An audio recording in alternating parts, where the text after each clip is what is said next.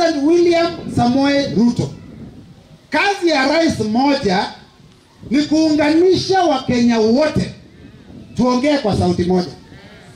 Na ni aibu sana ukisimama mbele ya watu in Nyanza alafu unaanza kutamuka maneno ya Kalonzo Musyoka. Kalonzo ni baba yetu, ni kiongozi wetu na tunamheshimu. Na pia ni mtoto wetu. Ni kweli ama si kweli? Na Kalonzo pia ni Mkenya. Na hakuna haja rais kudharau Mkenya yeyote.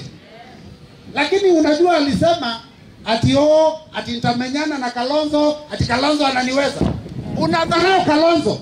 Wacha tukuambie, kutoka maombi tumefanya huko Malili, tumebadilisha jina ya Kalonzo, tumesema tutakuwa tunaita yeye David. Na ujue David aligonga Goliath, alikuwa na nguvu mingi, mawe moja na Goliath akaenda 2027.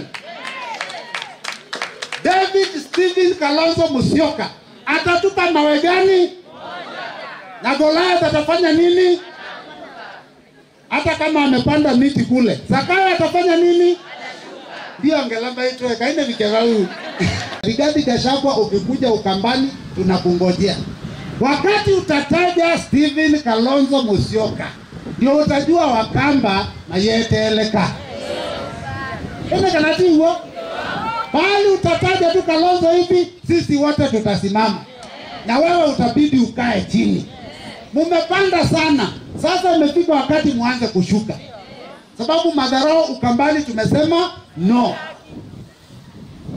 Na wakati tulikuwa na viongozi wa makanisa wameomba, hata utajaribu kusema Kalonzo, jina ikatae kutoka kwa ulimi. Kwa nguvu za nani?